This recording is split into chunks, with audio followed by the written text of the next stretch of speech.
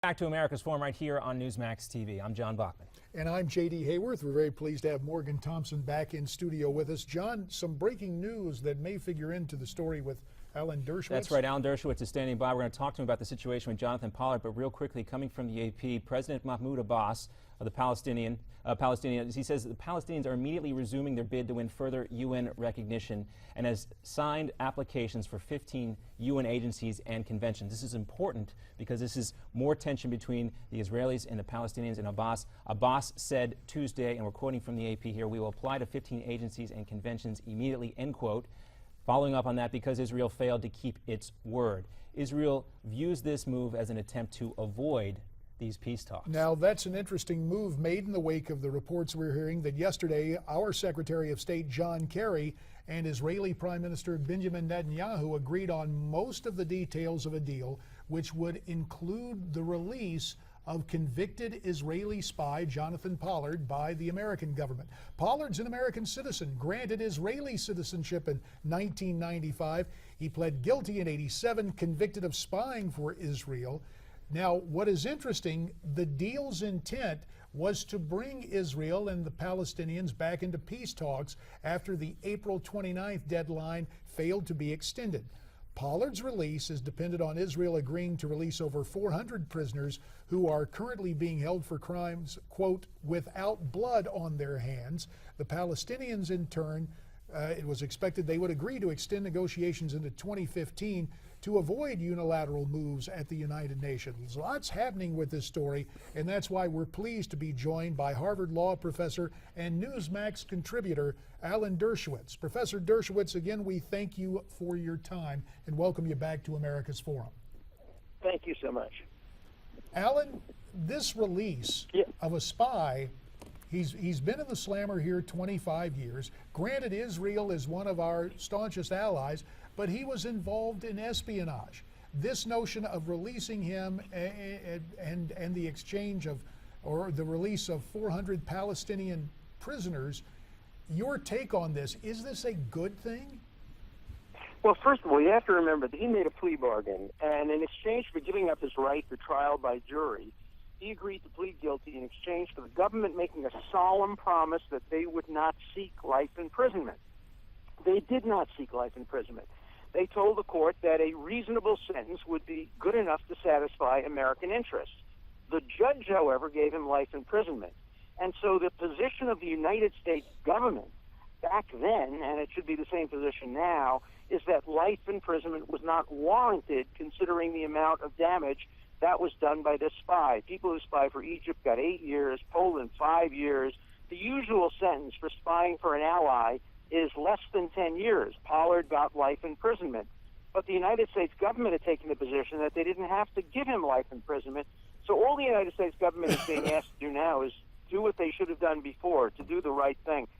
He's only a year away from his next parole date, which will probably be released. So the United States is not being asked to give up very much.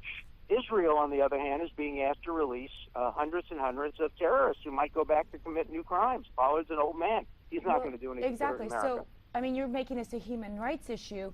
Pollard's an old man. He served his time. That's great. But how is he worth 400 people who are very potentially dangerous? I mean, I know you even said a lot of these people do have blood on their hands and they're likely to do it again. So how can we be a part of this? Well, it's not worth it. And if I were the Israeli government, I would not release 400 people in exchange for Jonathan Pollard. I might think about releasing 400 people in exchange for real peace. And let's remember what Abbas is saying. He's saying that it's Israel that's not keeping its word. Palestinians have had a chance to have a two-state solution since 1938, 1948, 1967, 2001, 2007. They've never been able to take yes for an answer. They always find an excuse for turning down the two-state solution. And they're finding an excuse now, but they're trying to blame it on Israel. It's nonsense. Netanyahu is trying desperately to continue the negotiations to lead toward peace. He wants a two-state solution. The question is, does Abbas? Well, go ahead, Morgan. I'll follow up. Well, one of my top questions, and you've somewhat answered it already, but how can we know that Palestine is going to keep their end of the bargain? How can we trust them when we've never been able to in the past? And again, is this all breaking down right as we speak? First of all, you can't trust the Palestinians ever, because they will break their word, and they have broken their word, and Israel isn't going to trust them. If they make peace, they're going to make peace on the ground with security. They're not going to give up their security. They will give up the settlements, but I don't think the settlements help Israel, particularly the settlements that are outside the security boundary. And if the Palestinians break their word, Israel can always do what it has to do to make things right.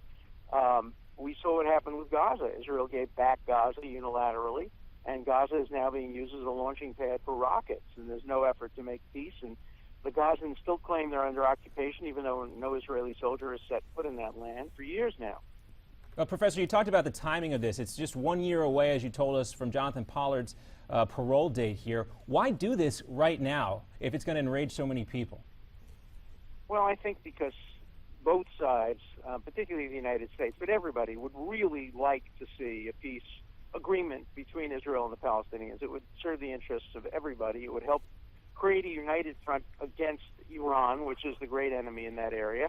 It would help in the process of controlling Syria, which poses problems to all sides.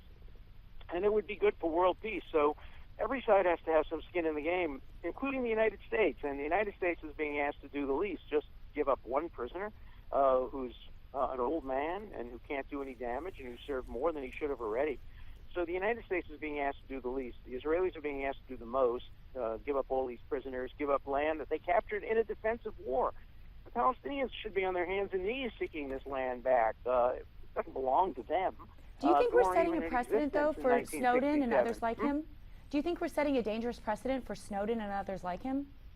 I don't think Snowden would get a 30-year sentence. I suspect Snowden would get 15 or 20 years or something like that. And Snowden, of course, stole an enormous amount of far more valuable material and gave them to our enemies, whereas Pollard only gave material, and a very limited amount of it, to an ally that shares national security information with the United States on all kinds of things. In fact, Pollard believed, he had no right to make this judgment, but he honestly believed that Israel was obliged to give this material to the United States under an agreement they had reached. That doesn't justify what he did.